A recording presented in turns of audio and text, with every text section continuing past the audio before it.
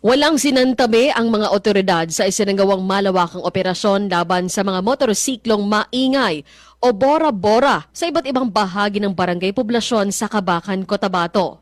Mismong si Peace and Order Czar at Vice Mayor Herlo Guzman Jr. ang nanguna sa aktibidad, katuwang ang Highway Patrol Group at Kabakan PNP kung saan mahigit sa 40 mga motorsiklo ang na-impound.